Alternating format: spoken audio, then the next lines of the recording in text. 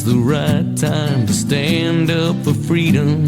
Could it be when you start to feel creating children who'll inherit the pain and the debt of this nation and be slaves to the banks that cause hyperinflation, who are masters of commerce, lies, and bad legislation?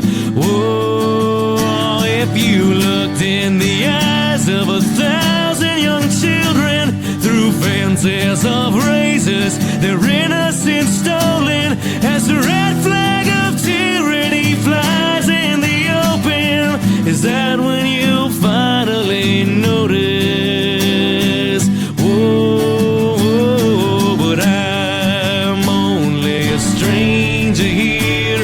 I'm a long, long way from my home, and they say I can't change all the things I find strange, for what can one man do alone?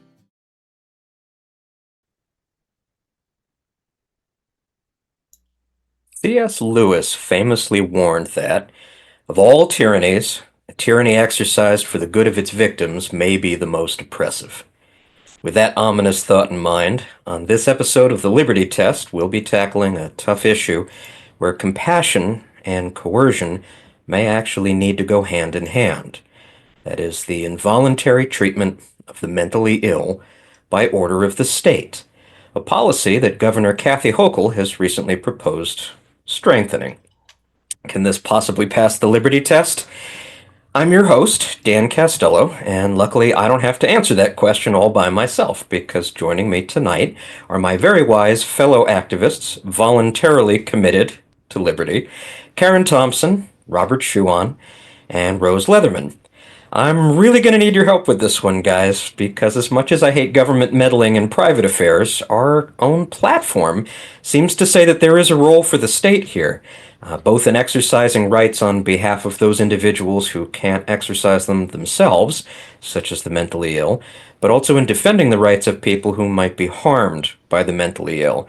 So before I bring you into this, let me set the stage. I'm going to start by getting your reaction to Hochul's specific recent proposal.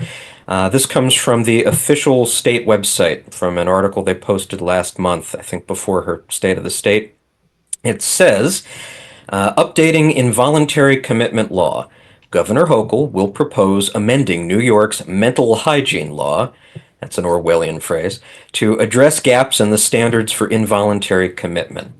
The updated law will allow intervention when individuals are at substantial risk of harm due to their inability to meet basic needs like food, shelter, or medical care.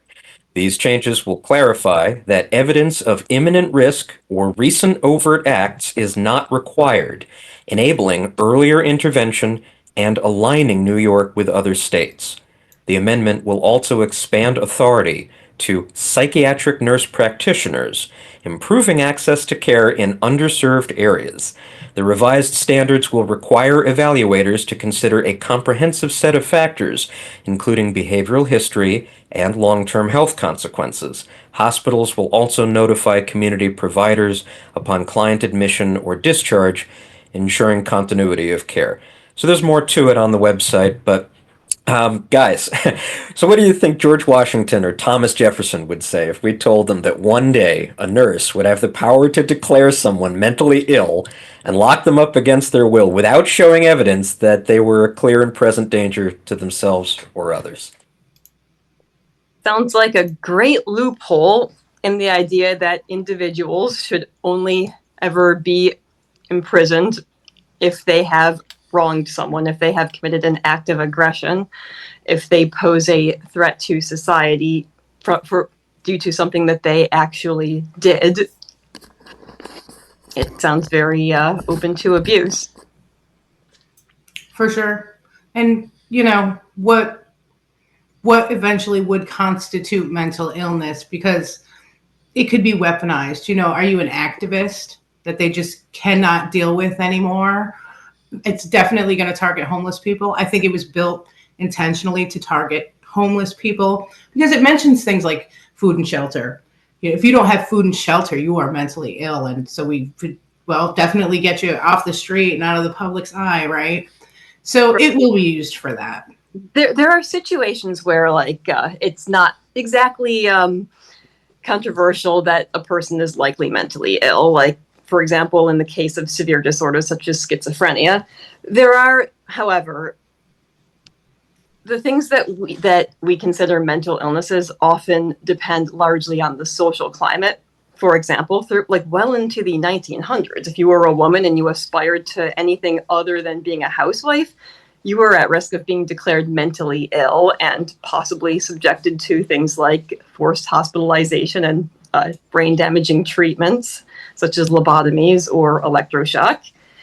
In the Soviet Union, they were famous for this. They would declare anyone who was at all critical of the regime as mentally ill. Like, this was very well documented. They had Wasn't there tons of these psychiatric facilities where political dissidents were sent.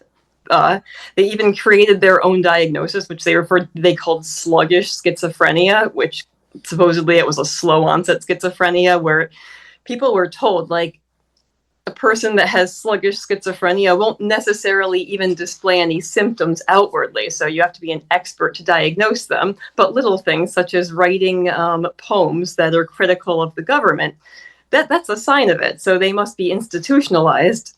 Yeah. So then they were removed from society. They were subjected to treatments that caused brain damage that rendered them no longer a potential threat to the ruling class.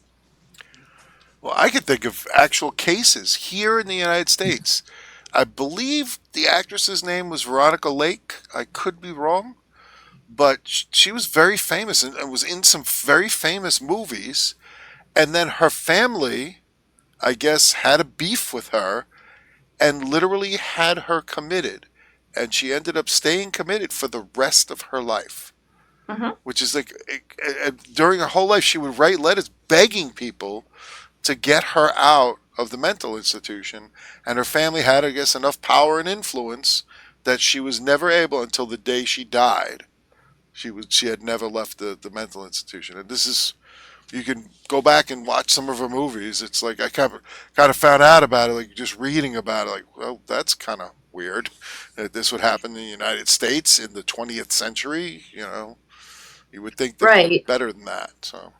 Yeah, in addition to being a tool of social control, there is a very long history of abusive family members using the mental health system in order to control someone. Like, for example, an abusive spouse can call emergency services, claim that their spouse is having some type of episode, get them involuntarily committed and then they have leverage over that person. They can get appointed that person's healthcare proxy. They can be granted guardianship status, or it's also just the very threat, I could get you thrown back in the mental hospital, is always going to be there. Gives a whole nother spin to the Cinderella story, doesn't it? It's like, if the mother and the sisters could basically have her thrown in a nuthatch, right? There's no more glass slipper. So this is the problem with the state deciding to increase its power over aspects of our lives. Is that they're always well intentioned, but the problem is it never seems to work out that way. It never does work out that way, and it is used by government to get what they want. Again, yes, homeless people many of them may or may not have mental illnesses, but does it rise to the level of forced commitment? And then if you're alone, how do you advocate for yourself? Like, if you don't have a family or someone and the state commits you, like, how do you get back out of the system? How does this work? The problem is the law is talking about, it's such a broad law because there's so many different aspects of it. Training teenagers to basically claiming the mental health of others in their peer group. How much does this cover red flag laws? Like, is this going to be, oh, well, you have a gun, so you must be mentally ill? Like, this, what are the possibilities for abuse here? How will it Right. how will it affect red flag laws? Yeah, exactly. Right. This is So it. now, you're homeless. Oh, geez, that pistol permit you had back when you were doing well, you can't have that. Oh, Right. this is already an issue. Now you're If you're mentally ill. diagnosed with a mental illness, you oftentimes cannot get a gun. Like, Right. you're stripped without a conviction. You're stripped of your fundamental right to self-defense. Right. Well, my biggest worry is that because the standards that would apply to criminal investigations don't ever seem to apply to social work, the government can just, whenever it feels like it, or whenever some bureaucrat busybody feels like it, or whenever some, angry Karen neighbor, sorry, Karen, wants to, get you in trouble, they can just call up a social worker or a bureaucrat to come by and, you know, check your fridge and see if you've got the right sort of approved food. Oh, you're a carnivore. You don't have any carbohydrates in your fridge. You Right. can't feed yourself. We'd better commit you. And Yeah. while you were here, we did blood work and found out that, you should be taking this medication and we're not going to release you unless you take it. And Yeah, you're registered with the Libertarian Party. You likely hold certain extremist beliefs, which are, according to this chart right here, a sign that you may be mentally ill. We'd better put you on 72-hour hold for evaluation. Well, once you're there for evaluation, they are very, very likely going to find something. They're going to go down a checklist, which, if you know anything about how like the diagnostic criteria for a lot of mental illnesses work, like they're just vague enough that if you want to diagnose someone with something, you're going to be able to. Yep. Mm. Well, there's other parts to this proposed law, like by connecting licensed healthcare facilities to state-funded after-school programs.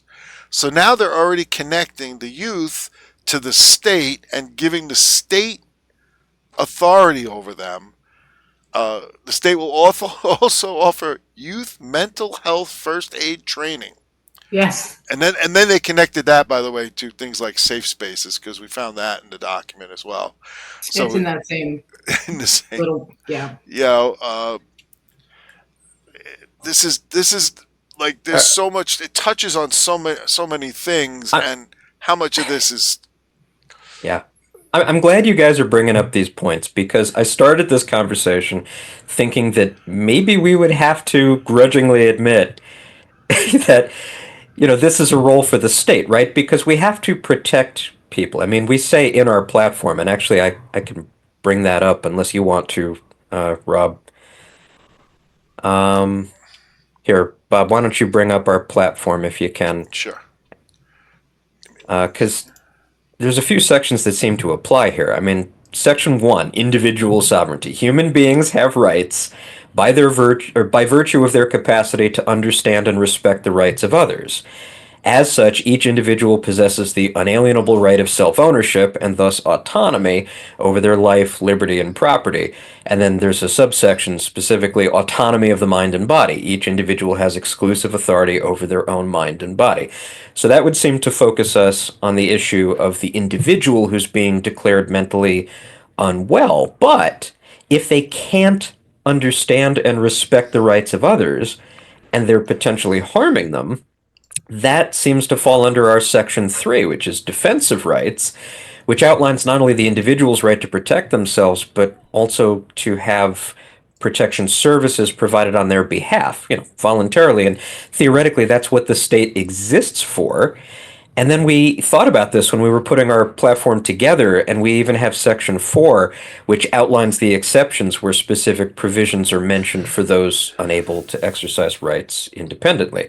So, like, for example, we talk about parental authority, but we also have a section titled Rights Held in Trust, and that's for adults who are incapable of informed consent, who can't understand and respect the rights of others. So the platform asserts that responsible adults may be appointed to exercise an individual's rights on their behalf in their best interests, but then also says the appointment may be changed at any time if it's in the adult's best interest to do so. And all that sounds good, but I gotta ask, who decides? Well, wait a right? second. We addressed that because we specifically did address that. Well, we had the concept of emancipation. We said individuals whose Right. rights are being exercised by another may be emancipated at any time they become capable of informed consent. But And the assumption who was that decides? was, Is that a well, state psychiatrist? And what if they're wow, on their drugs and they can barely articulate speech? that would Right, have they'd to have be to through a prove they're of courts. sound mind. Yeah. Yeah, but that would be through a legal means, whether it's a state-run court system or a private court system or uh, even arbitration of some kind. There has to be some way of doing that.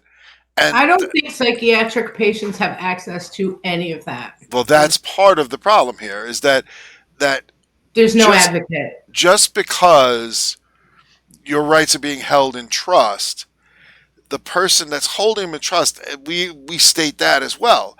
It has to be in your best interest, not in the interest of the person, and that if you're not advocating for that person, then you should immediately no longer be allowed to So what advocate. happens there, if there the needs judge, who is not a psychiatrist, is sitting on their bench, and someone with all kinds of letters and stuff after their name says, "Why, yes, this patient is a threat to himself and to others, and must receive these 15 different drugs. And don't worry, we've got his best interests at heart. We're the experts. Trust the science." That's I was going to say, like, there needs to be very clearly outlined guidelines for when a person can be declared to require that their self-ownership be held in trust.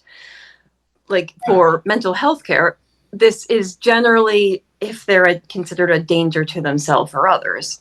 Like, that's supposed to be like that. and that's by in a theory, court, is by cut some and legal dry. means. Yes. I think we Yes, need to it's talk like about the burden they're of proof. actively And if they're actively homicidal, like they have detailed plans, or they actually tried to harm someone, or if they actually tried to harm themselves, or they have very clear signs, such as having a family member finds a pre-written suicide note or something. Like, these should be cut and dried, but because they're just vague enough, they can be stretched to accommodate just about anything if somebody wants to get somebody committed or strip them of their right to self-ownership. well, with qualified immunity, there's no cost to the experts, in pushing that. But it seems like we would have to have a heavy burden of proof to demonstrate a clear and present danger before overriding an individual's liberty. Correct. And that wouldn't seem to leave much room for the standards that Hochul seems to be proposing. Do you agree? Absolutely. Yeah, absolutely. This will be abused in Saratoga Springs in June. Mm-hmm. Like, they want to.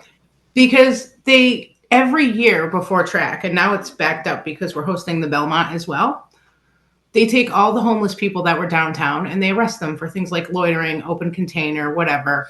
And then, the idea is like, you're going to move out to like the outskirts of town and we won't bother you there. It's track season. We got to clean this place up.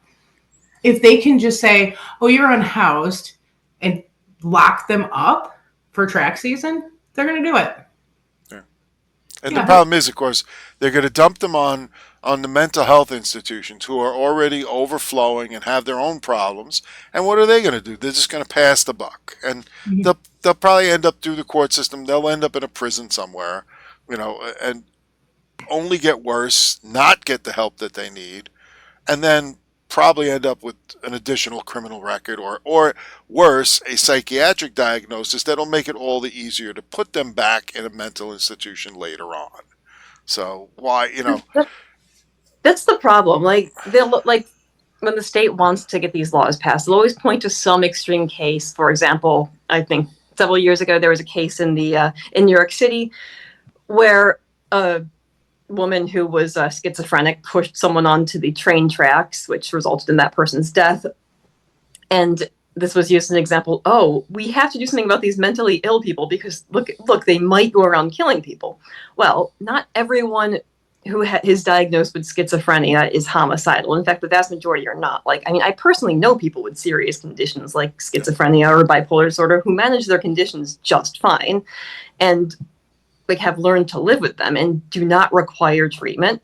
So the idea that you can just place everyone with a particular diagnosis into the same category and say, okay, anyone who has this diagnosis is, by virtue of their existence, a threat to society and must be subjected to involuntary treatment.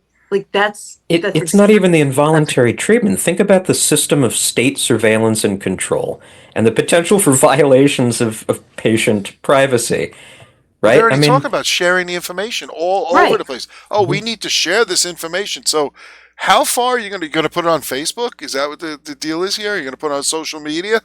Like, you know, Right. there's Yeah, you get diagnosed with something and it has to be shared with the state because the state is going to deem you a threat. Like it's a complete violation of the doctor-patient confidentiality. if that's the case, we're all in trouble. So, Yeah. all right, all right. So I got to ask, how would we handle this in a voluntary, non-coercive way? And would we wait for someone to hurt somebody, severely before we acted in a libertarian society? the thing is, people can be unpredictable. So it is not a black and white, yes or no, on or off kind of situation. It's you're dealing with people. There are people that can snap for a million reasons. Mhm. It might be a physical issue. Some people with brain tumors have done insane things, but they're not mentally ill in the traditional sense. They have a physical ailment that is causing them a brain injury that's giving them a neurological, right?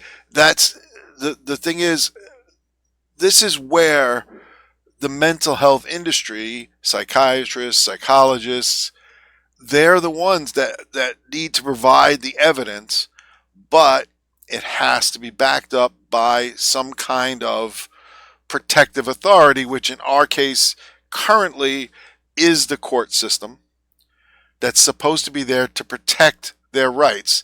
Remember, it's commitment hearings are not treated as criminal cases. You know what I'm saying? Like they're not supposed to be, as far as I'm aware. They're very biased. Like the judges who preside over these, they 9 times out of 10 will side with these so-called experts who say, okay, we evaluated the patients, we saw these symptoms, and then once you're in that situation as a patient, like there's really not much you can do or say to convince the judge that you're actually fine and should be free to go. Like every little thing you say or do will be used against you and used as a sign that you're insane. Yeah. So, like you're agitated because you have a family you need to get back to, you have a job that you can't just disappear from, or you're just indignant at the fact that you've been wrongly committed and are being subjected to things like forced medication. Or civil asset agitation. forfeiture while they're rooting around your house looking for food you don't have? Oh, yeah. Yeah, like every little thing you say or do will be taken as a sign that you must be crazy. Like you really can't win once they've got you once they've got their claws into you. And it's forever. Okay, you can pretty much never, and I mean never, be able to undo that. Like once it's been laid on you, once that sign has been hung around your neck, it will go forever. It goes as part of your medical record. As soon as the state looks it up, oh, you were incarcerated for mental illness on such and such a day. And it's like right there, you're instantly a crazy. That's how the state treats you. And it's the medical system too. You go in with symptoms of some disease, and the doctor looks at your file. Oh, you're mentally ill. You're probably just imagining things. Yeah. The bar should be very high to take someone's freedom. And I think an imminent threat to yourself and others. Yes. It makes sense. But listen what they actually have this written as. So holistic decision-making requires hospitals to consider psychiatric patients' whole history rather than just how they're behaving in the moment. So to your point, Robert. If you ever got angry, if you were ever arrested because you were drunk and ticked off, or if, but this is... Here's the essential needs like shelter, food, or clothing. So everyone who's homeless, gone. Or even just, what if you're one paycheck away from not being able to pay your rent? Okay, you're in danger of not having access to food and shelter in that case. Yeah, what if you have a very sparsely decorated apartment or scant furniture, or you only have like a day's worth of food in your fridge because you're barely making ends meet. Yeah, that is so overly broad. But even worse now, they're talking about having nurse practitioners. Now, you know, even a psychologist, psychiatrist, neurologist, okay, is not necessarily a high enough evidence, standard of evidence. But now you want to go down the chain, and there's only one reason to do that. They're cheaper. They want to save money. They want to be able to just throw you in a clinic somewhere. Oh, yeah, you're mentally ill. You've got all these symptoms. They're overburdened. They don't have enough of the people with the credentials that they want. And so even the ones with the credentials, look who funds much of their education. And this is the mental health field, especially, like the issue of the corruption of science and medicine by mega corporations is already a huge issue, but it's especially apparent in the mental health field because like mental illnesses, like they're not something that are observed and studied. They are voted into existence at conferences. And then once they exist, then you have drug companies making drugs to like. Well, if you don't have mental patients, you can't sell mental health medication. It's not just that. Right? It's the way our laws are written. In order for things to be covered by insurance, it has to be diagnosed and it needs to have a code. And so they either need to shoehorn people into diagnoses that don't really fit, or they need to create a whole bunch of new diagnoses so that anything that you experience can be covered. It's a fucked up system. It makes no sense. And, well, like I said, again, now you get the long arm of the pharmaceutical companies because they want to make a profit. They want to sell these drugs, some of which are extremely expensive. And the insurance companies aren't going to cover them unless they have a legal backing that says, wait a second, this doctor says you have this and such disease, and for this and such disease, we cover these medications. Yeah. Okay. Oh, God. And yet the way that it is required to get your medications reimbursed is so complicated and overwhelming in many cases. I can't imagine someone with a mental illness being able to even navigate the freaking system. Yep. But I mean, a little bit of personal background here. When I got out of college and was struggling to learn how to adult, I had a diagnosis of ADHD, which, by the way, I was given by a psychiatrist who was later arrested for drug pushing. He would leave his prescriptions on the front door of his office, and he would just show up and take it. When I went to see him, I remember starting to tell him about my family life, and he's like, yeah, whatever. You have ADHD. And I go, how do you know? And he said, your foot is wiggling. And that was it. And I got a prescription for a hardcore pharmaceutical, which is a controlled substance. And in order to continue to receive that, I needed to go through so many hoops for my insurance that eventually I gave up on it and learned how to cope.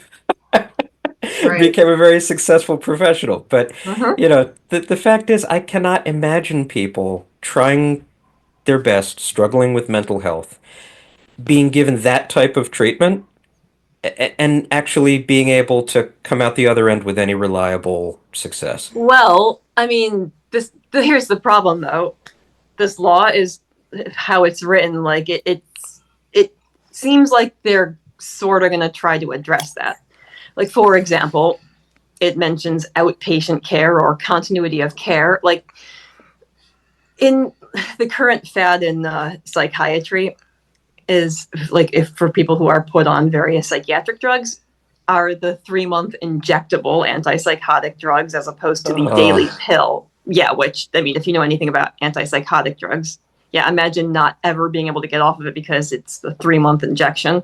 But in theory, they could say, oh yeah, a person with a mental illness can't possibly be expected to take charge of their own care because of all these reasons that Dan just described.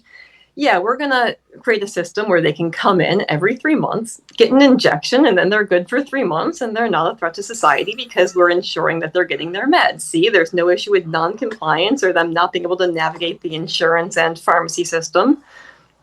Aside from the many issues with a 3-month medicine doesn't work as effectively as a daily or weekly or whatever? Is it effective throughout the whole period? Does it begin to fade at the end? Does it, what are the side effects of now you're injecting massive doses of something into somebody's, this is like, it boggles the mind how they can manipulate. It'll be some kind of mRNA injection. Yeah, well, there you go. Like, let's have some fun with that. And what? I don't know about that, but your body will produce the medicine itself. Yeah, we'll just inject that's the instructions.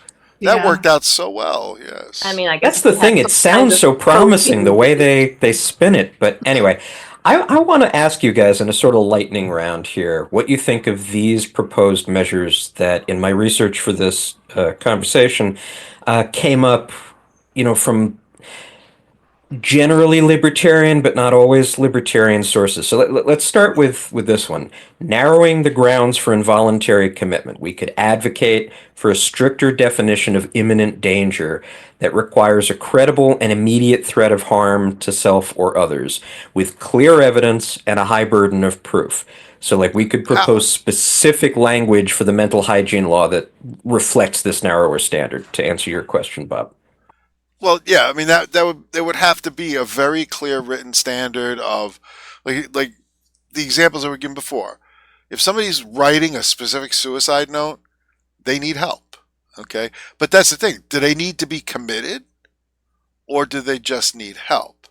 That's the first question. Now, somebody who's thinking of doing violence, that's a whole different animal. That's something where if a psychiatrist or psychologist determines that this person might actively be looking to hurt other people or themselves, they have to be investigated. Like, how do you avoid that? Because you don't want situations where, they take action and injure other people. I mean, society has to be protected. So in that respect, yes, we have to prove that we're competent people, that we're not maniacs running down the street with a machete trying to kill people. That's part of being a civilized society. But our rights need to be protected, especially the ones that might incarcerate us, whether it's into a mental institution, whether it's into a halfway, whatever. That's still a taking of your rights. Well, that has to be under the full court system protections. You know what I'm saying? It can't be like half. That's funny because the next thing I had on my list was strengthening due process protections. Right. You can't just imprison someone on the grounds that they might do something. Oh, you have such and such diagnosis, so that means that statistically you have a high likelihood of violence. That's not good enough. There need to be specific actions taken in the direction of harming others. Well, what about this? What about including access to independent psychiatric evaluations and the right to challenge the state's evidence in court, and an automatic appeals and judicial review of commitment decisions? Yeah, I mean that has to be done.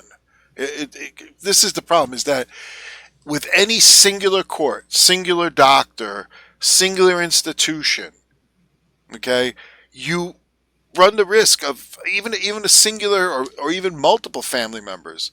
Just because your relative accuses you of something, they have to have a lot more than that to back it up, and it also has to rise to the standard of this person is so dangerous that they have to be incarcerated for society and their own good.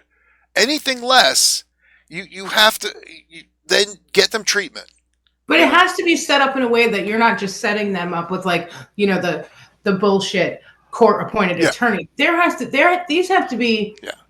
They have to have legitimate advocates. Karyn, let me ask you this. What about promoting advanced directives for mental health care? We could advocate for policies that allow individuals to create legally binding advanced directives outlining their preferences for mental health treatment, which would include medication, hospitalization, and other interventions in the event they become unable to make decisions for themselves. Because I think that would empower individuals to maintain control over their care, even during periods of crisis. Right. You could appoint a healthcare proxy, someone who you trust, who will make rational decisions regarding your mental health care, who's is not being paid off by a pharmaceutical company or is not on the board of some hospital that stands to make money from your commitment, like that would be an important first step. Basically a living will, but for mental health care. Right. Karyn, how do you think we could actually encourage people to do that? Because, obviously we're in favor of voluntarism, but given the magnitude of the danger that the state poses, if they get to... Yeah, you grab a moment like this and explain to people what could be done to them and how this could be weaponized, and just say, listen, it's very affordable. It's one page of a form. Appoint yourself a healthcare proxy, like immediately.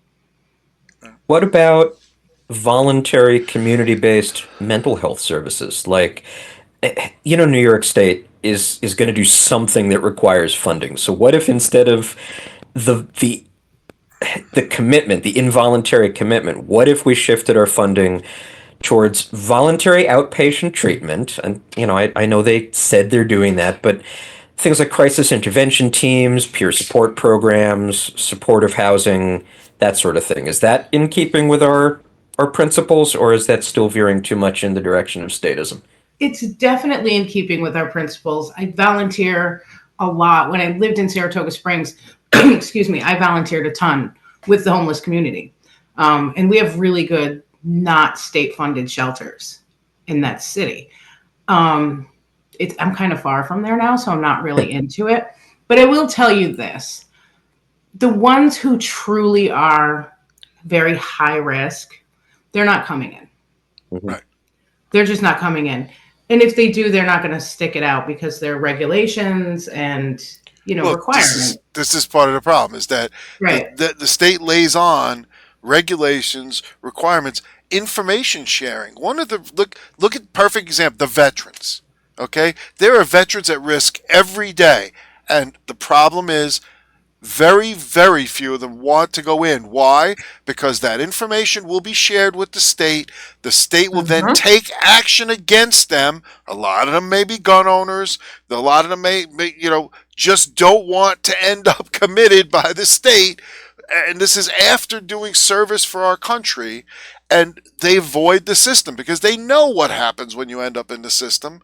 So they will do anything to stay out of it. If there was a place where they could guarantee that their information is not going to get out, that the state was not going to get copied on everything that they have and used against them in red flag laws. But of course, the state is working the exact opposite direction. The state wants to be copied on every single little bit of information. Why? So that they can use it against you.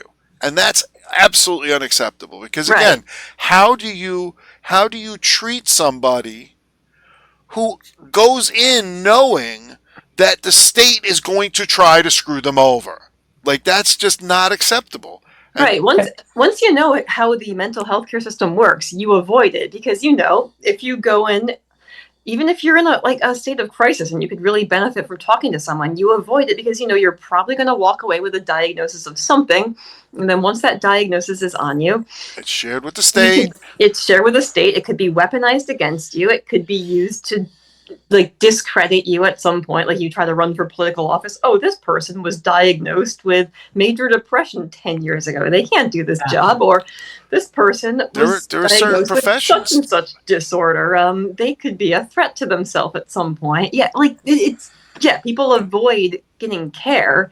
So it has the opposite effect. This makes people not want to get care. And it's rules for thee as well, because people with money will pay for a private retreat and never use their health insurance. Right. And make sure it stays under the radar. Yeah. Exactly. But there's other professions too. If you're a pilot, okay, if you're law enforcement, you can't afford to go into one of those places. Why? Because the second the state finds out about it, you will lose your job. Yeah. Okay? It's not even it's bad enough. Like, there used to be, years ago, pilots used to have problems. Not many, because very few pilots are actually heavy drinkers, but a few would be alcoholics, and they would have problems. And the thing that they were terrified of is you'd never go to the company doctor, because they'd yank you out of the co-pilot or co-pilot seat faster than you could shake your head. So they would avoid treatment when that's what they needed. And it's the same thing here. If there are no guarantees, like how do you take that risk? Use the pilot as an example, okay? That you're having a mental crisis. Yes, you might need to stop flying for a while, but no one's going to go in and get treated if it's a one-way trip. They're going to yank my pilot's license. They're never going to let me fly again. Then they're going to just shut up and try and deal with it on their own. And that's the worst possible outcome. Like, that's going to give you bad outcomes. Right. It could be something totally treatable, but yeah, it just goes Exactly. goes untreated because we see that every day. Like you said, right now, pilots have to report medical conditions, like regular, so if you have heart problems or you're on certain drugs or you're stroke risk, you have to take certain medications that the FAA deems unacceptable. Then it's not a case of you taking a break from flying to get this under control. It's you losing your pilot's license and then have to fight with the FAA for years sometimes to try to get it back. And actually the rate is very low. Like, it's, What could we do to protect patient privacy in situations like this? It feels like people would be more likely to seek care if they knew it wouldn't destroy their life Well, to have that's it on it. their There's record. supposed to be a firewall between the medical profession and the state. Like HIPAA laws, the state was not supposed to be included in the doctor-patient relationship. Problem is, as the state got its claws more and more into the medical profession through regulations and had more and more states or more and more hospitals that are now through run by the Medicaid, state. Medicare. They have inserted themselves into the doctor-patient relationship. And another way they've done it, the Controlled Substances Act, so many states, because they claim they're trying to prevent drug abuse or drug diversion, like they now have it where if you receive a medication that's on the controlled substances list, this information is automatically shared with the state so that the state can find out if you're seeing multiple doctors and getting prescriptions from multiple doctors, so then that they can know if you're supposedly dealing drugs or something. Like, this was yet another foot in the door towards sharing information on which medications you're taking, which, I mean, if you know what medication someone's taking, you can make an educated guess as to what they're diagnosed with. If someone is prescribed an antidepressant, okay, logically you can guess they likely have a depression diagnosis, even if you don't have direct access.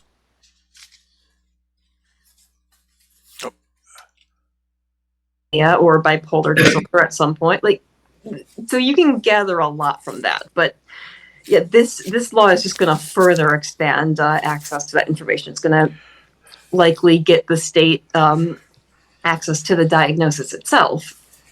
What if we eliminated qualified immunity for mental health professionals and bureaucrats involved in involuntary commitment decisions? Maybe. The problem is, who do you get? Because again, people don't take risk without either some large reward or some way of protecting themselves. Because again, you're a doctor and you make these decisions and you have to refer people. Well, you're going to put your house on the line for this? Or you're going to put your whole career on the line?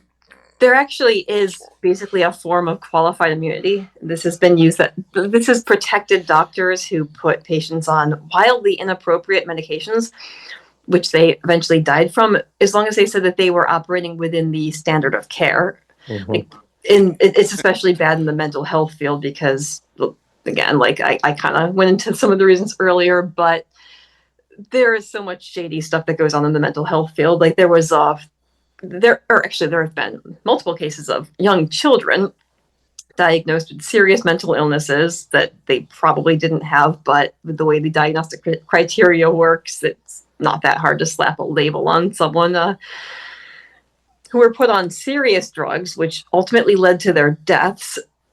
And then people could not, like the parents, like these were cases, by the way, where children were taken away from their parents because the parents didn't want to have them on drugs. They were involuntarily drugged.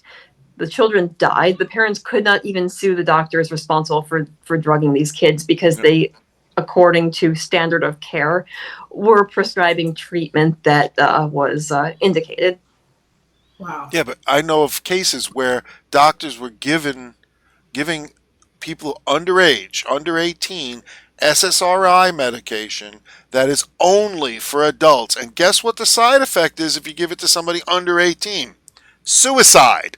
Suicide and also, increased aggression. Yeah, I Yeah. mean, A so lot of these medications can disinhibit unwanted behaviors. Mhm. It's a major issue in my field. I'm an animal behaviorist, and when you deal with aggression cases, you always tell your clients, look, if you go to a veterinary behaviorist who's going to prescribe medications, they'll tell you, be careful because it can actually disinhibit the aggression. You know, you think you're trying to treat a fear problem or something, and then you just take away the fear which was holding back the animal from biting you. Humans are animals. Yeah, I mean, I have firsthand experience as a teenager. Like, these drugs can very seriously mess people up. And this is something that a lot of people don't understand unless they've experienced it firsthand. So, but yeah, as to the idea that like they're supposed to be for under 18s, well, there's a major loophole, and that's off-label use. And this is another common issue because with the amount that it costs to research a drug, get it through the FDA approval process, bring it to market is so immense that like if it's something for a very rare condition, such as a serious mental health condition, which affects 0.5% of the population, there's no money to be made there. So how do drug companies recoup their costs? They encourage doctors, like nudge, nudge, wink, wink. This also works for all these off-label uses to prescribe it to people who don't have that particular diagnosis, but who studies show that it might also help these particular disorders. That brings unless up it's a for really unless it's for viruses that you know. yeah. Hold that thought.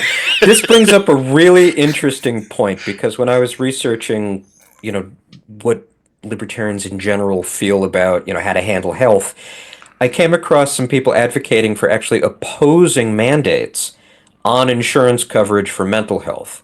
Now, I know how hard it used to be for people to even get coverage for things like therapy. Like it might cover 8 sessions or something stupid like that. But whatever.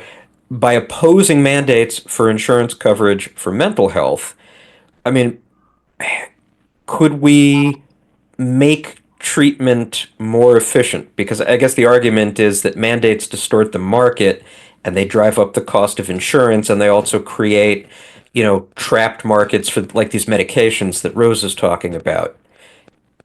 Yeah, but the problem is that the state has destroyed the medical profession as it connects to the insurance companies. Because Hmm. with the regulations, with all the state oversight, with all of that, they've driven the prices and all of the stuff that goes with it to where it's unsustainable now. We're literally in a death spiral as it comes to the healthcare industry because hospitals literally can't afford to plow through all the paperwork to get paid, while at the same time the state is demanding more and more and more, and things that I know I kind of disagree with, and things that aren't normally would not normally be covered under your health care as required elements, and all this does is makes it more and more and more expensive to get the mental health care you need. So like it's the same thing. The government breaks your leg and hands you a crutch. They've broken the medical system completely, and now that well, we need mandates to push the. Well, no, that's because you broke it. Like you know what I mean?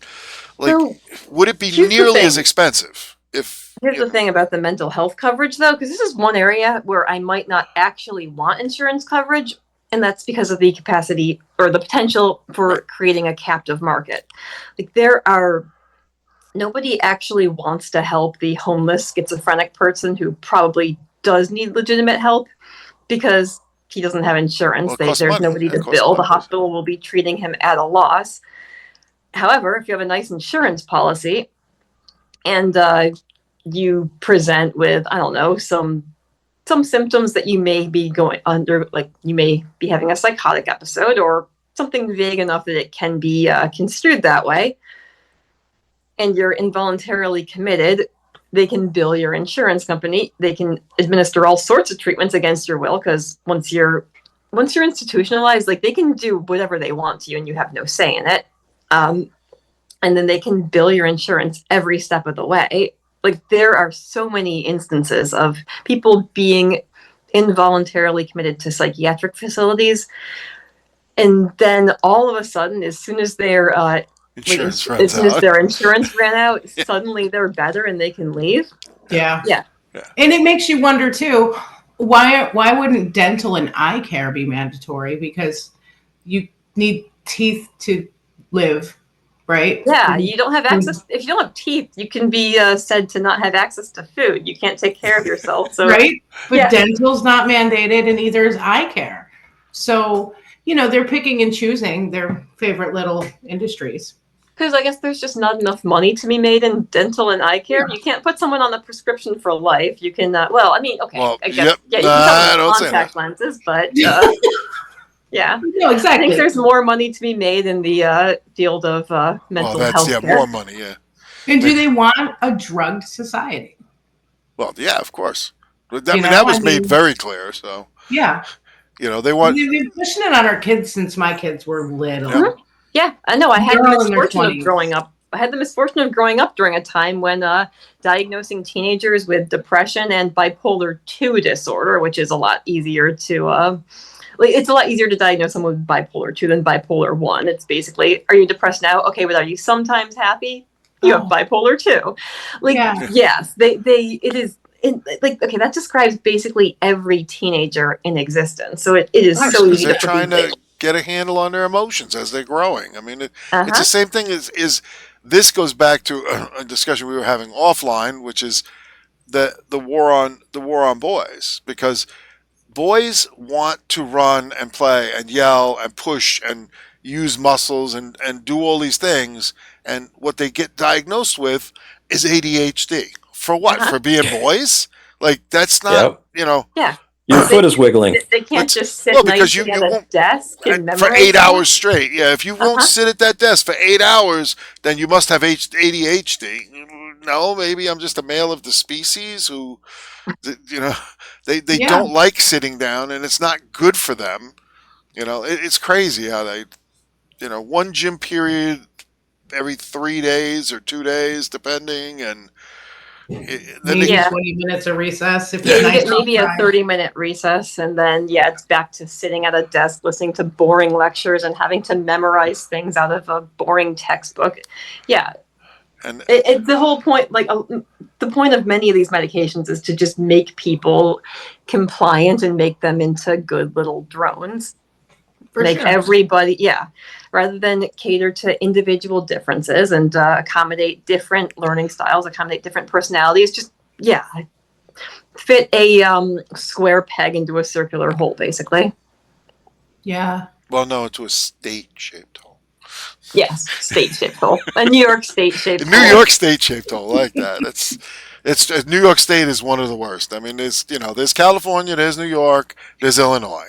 And they're far and away down this road. They want to control every aspect of your life. And if you don't, then, I have no doubt that New York would commit you. They would be like, oh, yeah, you're disagreeing with the state. Well, that by definition must be mental illness. That. 100% they would do that to us. Absolutely. And, circling back to the kids, that we know they have them all, as many, unless you had a parent who really stood their ground.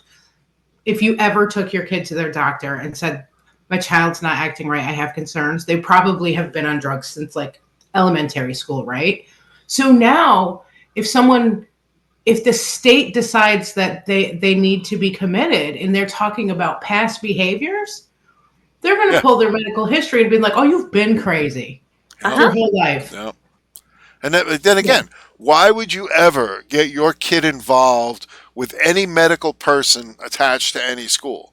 Because where's the upside here? Is your kid going to get real care? No, not really. No, Bob. Look, you need gender-affirming care, and you need to make sure that whatever the in vogue whatever belief is, it's required, is respected by the school, because hey, you can't trust parents. Yeah. It's required though. If your child requires certain accommodations, Dan and I went through this with our child. she needed like special accommodations for things like test taking and for like extended like just. She really didn't need much, though, and I feel like in a libertarian school system, we could Yeah. easily have Wouldn't have just been a worked problem. that out Yeah, with no, a these teacher. were all very. I think these the were issue was that they needed special codes and special diagnostic criteria, and everything had to be exactly right according to their bureaucratic freaking manuals. very, very normal things that just require something slightly different than the usual. Sit there at a desk and memorize Well, stuff. they and don't do They're like, that. oh, if she has to hold the pencil differently, then we need this special code. Yeah. Yeah, like so this required getting a letter from a doctor, which of course required a diagnosis of something. Like, this is how they get you. Like, just to get basic accommodations, it sometimes requires a diagnosis of something. Yeah, and the teachers are held to the standards, so they can't adapt or use their own goddamn freaking judgment anymore, because they have to be able to show that whatever they did met just like with doctors, the standard of care. Well, Isn't every child entitled to an evaluation for an IEP within the school district? Yeah, that's what we had to do with our daughter. She needed a specialized IEP, and when I talked to teachers and other parents, everyone's got a freaking IEP. For uninitiated, what is an IEP? Tons of them. Individual education Oh, plan man. or something Okay, like thank that. Uh-huh. Yeah. They get extra Sorry, money. I'm too old for that kind Yeah. of stuff. So, But If when the you go kids in have to get the dyslexia or diagnosis, something, they give them going extra to get the time. diagnosis, like they often like they'll recommend medication to go with it. Like, We're reaching a point where we if you're too educated. hot in the classroom, you'll need permission from the bureaucracy to wear different clothing than the other students. Like, they'll have recommended clothing for the temperature that they recommend. Yeah. I hate to tell you this, but this has been going on for a lot longer than you realize. Like, the state has obviously Oh, I know. ramped it up, but my father was ambidextrous. You know why? Mhm. Because he was a lefty. And when he Oh, grew up, right. he was a lefty. The school's like, you can't be a lefty. Everybody's a righty. Sure. It's like, it's impossible for you to write with your left hand. You must write with your right. And they literally forced him to learn to write with his right hand. Bob, I don't object to the fact that schools have become more compassionate and understanding of individual differences. It's just the fact that in order to make such a simple human change to the way we teach children, we had to create a bureaucratic morass Yeah. in order for every little change that any individual teacher might want to make. Like, sorry, it makes me so mad I lose my train of thought. Which But gets you connected to this mental health care system, which, as we've been discussing, gets you on the state's radar, which could ultimately, down the line, lead to you being committed for something. Is I think where you were going with that. Well, the drugs they put these children on eventually is what causes them to go into the schools with guns and murder everybody. Yep. Very common denominator. Yeah, you get put on one drug. It has side effects. Doctors, rather than recognizing them as side effects, like they say, "Oh, your symptoms are worsening. Let's add that." Like, people very quickly can end up on like 3 to 5 different drugs for most of which are to treat the side effects of the first drugs that they were put on. And like it spirals from there, and very few, like a lot of people don't recognize that the drugs were the problem initially, and they get caught up in this system basically for life. It's the problem is that now they're expanding all of this, and they want to make it easier for the state to manipulate the system, to drag people, even more people, into this. And where does it end? Where does any of this end? The state is trying to become everything to everyone. It's not. They might start from a well-intentioned position, maybe. I mean, if we steelman their argument, I can see, how a bleeding heart, liberal type would say, here are problems, here are failures in society. We are wealthy enough, we are informed enough, and we are powerful enough that if we want to, we can help everybody, and then we can create a more equitable society by giving everybody, the same starting place. Because it's not fair to a kid who, is in a single parent household and, they're dealing with mental health issues. Shouldn't we, in a fair society, give everybody what they need to at least have a fair start? Look at the insanity of that argument, okay? Because again, you can't be all things to all people. You can't end all injustice. You can't, you could do the best you can with what you have, but when you try and drag everyone into the same standards and the same state controlled system, okay, like the situation you were talking about, if, for example, the school was independent, okay, it wasn't tied to the state, it wasn't tied to the federal Department of Education, do you think you might have gotten a better outcome? I think it would be highly probable. And this is the problem with the state doing what it's doing, well, especially with the governor that New York State has at the present moment, who thinks that she can be the state's mommy and tell everyone what to do and plays games with the laws, that I think all she really wants is more money to throw at her corrupt cronies. But well, even too, if we steelman her argument, you're right. Right. Look at these schools who are non-government approved. They have all these teaching methods that have not been evaluated by our experts. Right. Like Obviously, these there's kids, room for injustice. right. Like these kids, they've got these kids on these individualized lessons plans that have never been evaluated. Okay, these kids are not diagnosed with anything that would justify such individualized learning. This is not science-based, quote unquote. Well, this is why the state hates homeschooling, because it's the same reason, is that you are basically saying that the state might not be the perfect teacher for your kid, and the state indoctrination might not be the best way to go here. Oh, but Bob, since we're talking about mental health tonight, and doesn't that tie in with the education system, right? Because if you neglect these kids while they're young, don't they just grow up to be, horribly mentally disturbed, and then we're going to have to deal with them anyway, we have to aren't we? worry about the 150 plus vaccines and other things that we give these kids by law, right? Because you can't go into a school in New York unless you have your inoculations, except, of course, in certain cases where the person might not be officially a citizen of the country, but that's a separate point. But Yeah. it all comes into the state wants to control every single aspect of people's lives. There's no getting around it. And the problem is that so many people cheer this on. And it makes me believe, at least me personally, believe they're just lazy. They don't want to bother. Seriously. I think a lot of people just don't see how their individual choices or actions could possibly affect any major change, but they see the state as this all-powerful entity. So obviously, if something needs to be done, shouldn't the state do it? Right. See, I don't like this thing my neighbor's doing. The state should regulate it so it doesn't bother me anymore. Like it's not until they come after something that you happen to care about that people start seeing the light. Like in this case, like in the case of the mental health laws, like, okay, I want to be able to walk down the street and not worry that some psycho is going to run over and stab me. I want to be able to take the subway and not worry that some crazy person is going to be pushed into the tracks. So I like this law. Okay, make it easier for them to catch the people who might push me onto the subway tracks, and make it easier for them to put them into a hospital where they can get the care they need. Like, it sounds great if you don't know what you're looking at. Secondary effects, Until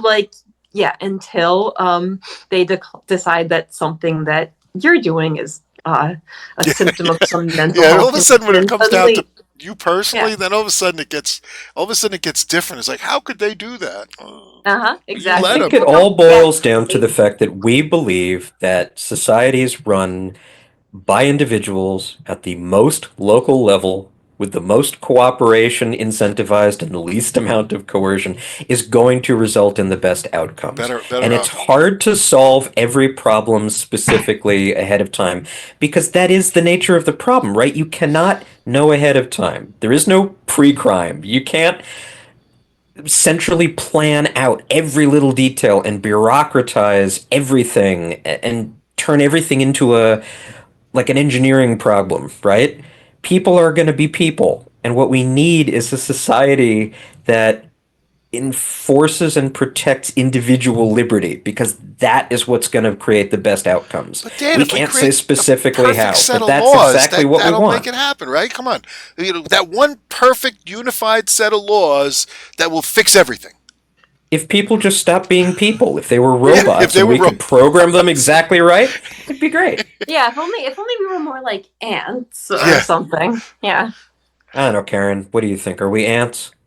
I mean, they're trying really hard, man. They're going to keep pushing the drugs on us until we are. I think that's the Actually. plan. I mean, the problem is that there's pushback, and the ironic part is, without getting too deep into the politics of it, okay, we may not agree with certain political candidates, but there was an incident where everybody stood up and said no, not just no, but hell no, and that was the biggest shock to the statists. It's like, and I'm not saying they're not statists themselves. You know what I'm talking about. But I hear you. Yeah. But here's that enough people said, you know what, this isn't right, and they took action. Now, whether that action ends up being correct or incorrect, that's a whole nother story. Okay, but the point being is that's what happens: is you get to the point where people are angry, upset, and frustrated enough, and things actually change. And sometimes remember, I think we've talked about this in past shows, where there's that tipping point, and you reach that tipping point, and all of a sudden everything changes.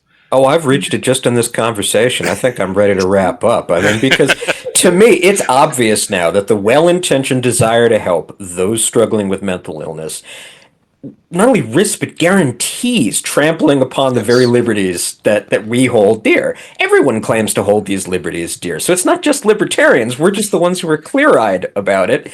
And Governor Hochul's proposed changes to the mental hygiene law, while presented as a means to address gaps in care, in reality represent a dangerous expansion of state power into the most personal aspects of our lives.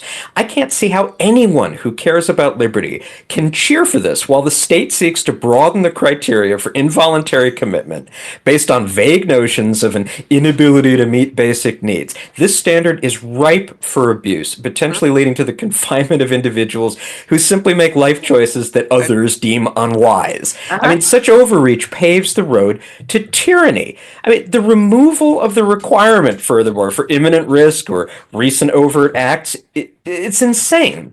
Intervention should only occur when there is a clear and present danger, not on the basis of speculative predictions of future harm. To do anything otherwise is to embrace preventative detention, pre-crime. It's a concept wholly incompatible with a free society. Don't forget about making the other kids into the informers, because that's what they want to do with this mental health training, because you're going to report back to your supervisor who the troublemakers are. Yeah, everyone just needs to be normal and quiet. They need to be ants and fit in, because... Right, teenagers are going to report, like, okay, teenagers. The people, like, you're going to report everyone. Oh, I don't like the people in that other clique. There's something wrong with them. They don't like the right music. They're not into the, like, teenagers are going to report. Now what about the chance that somebody gets misreported because they had a bad relationship with somebody? Look at the behavioral history. Like, we're doing our due diligence. Like, okay, there will be a few false reports, but don't worry, we've got experts on the case. They'll figure this out. Guys, when they go through the behavioral history, that's what they'll read about. They'll find something. They will find something. And these are insanely subjective. And to have these as factors in commitment decisions? I mean, no way these criteria can be manipulated to justify any outcome that you want, right? Yeah, were you ever angry in a public place? Were you ever depressed? Like, did your friend ever say that you were going to kill them? Right? Yeah, right? Yeah. But the fact is, it's not just that. It's also the fact that this information isn't going to be just held quietly in little bunkers in the government. I mean, the violations of patient privacy here, will They boggle the eventually mind. turn I mean, into a it's- creation of a system of state surveillance and control. I mean, at the least, it would be through the notification of community providers. But more than that, it would be the impact of mental health diagnoses on your ability to exercise even the most basic rights, like Oh, we gun ownership or the right uh-huh. to work a Oh, job. and all So, without we talked about qualified this medical actually. professionals, right? I mean, some kid, some teenager with some vague training given by the state is supposed to Uh-huh. replace a psychiatrist with a master's or a PhD and train God, and years of training. Like it that's sounds like brown shirts. It it sounds like really no, government created thugs. we've hit the wall. We've called in Godwin's law now, so All right, all right. Look, let me just say Hochul fails our liberty test. We that's for sure. cannot support Governor Hochul's proposals, certainly not in their current form. Not that she would ever do this, but I think we would call for a renewed focus on voluntary, non-coercive alternatives that respect individual autonomy while providing compassionate support for those in need and also protect people from harm caused by those who are suffering mental illness. We must not sacrifice liberty on the altar of good intentions. And also, Instead, let us uphold the principles of individual rights and limited government, ensuring that the state remains a servant of the people, not its master. Now, where have I heard those last words before? Oh, yeah, our platform. Exactly. also So- separation of state and the medical field. Okay, get the state out of the medical field, and you remove these types of perverse incentives for weaponizing mental health diagnoses, using things like being a political declaring something like being a political dissident as a mental health condition, and being able to weaponize the medical system against people. Like, yeah, this. Like, I couldn't imagine a more blatant example of needing to get the state out of the medical field and out of our doctor-patient relationships. No, we're just crazy libertarians. Haven't you heard we're all autistic? Yeah. Okay. Which Well- means we see these things long before other people see them. Yeah, No, it's just we're, it's that we can look longer term. We don't just look at surface issues. We look, wait a second. What effect is this going to have now, and a year from now, and 5 years from now? It's like you have to think about these things, and especially when you understand that the state, while it is supposed to be working for our benefit, as any imperfect system, it works for its own benefit. Of course, the priority of the state is its own self-preservation. And I'm sure we'll hit on that in future episodes, but does anybody have any final thoughts before we wrap this one up? Just if you have a medical diagnosis like that, it paints a target on your back for law enforcement. I'll tell you that. Yeah. How Well- much higher chance would you have of being shot if they knew if you had mental health issues? Because they get those reports too. I don't even want to think about that right now, but if anyone needs a pick-me-up, go and read our platform. Find out what a free society should look like and what the state should be limited to. And if you want to check that out, go to our website, lpny.org. And then if you're inspired and you want to get involved, please reach out. You'll see an email address and contact info on the website and at the end of the podcast. And of course, stay tuned for the next episode of the Liberty Test.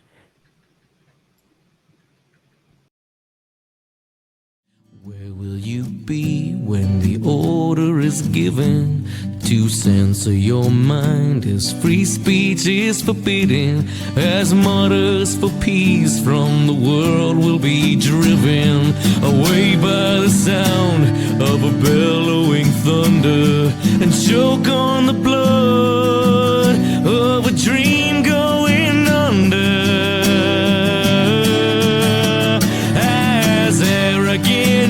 Tear up our Constitution, and from every direction we cry revolution, standing together and without permission, soldiers for truth in the war of attrition, the love of our country as our ammunition.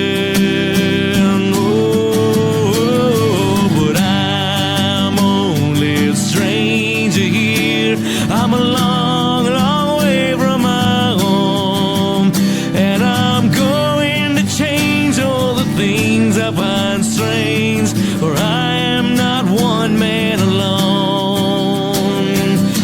out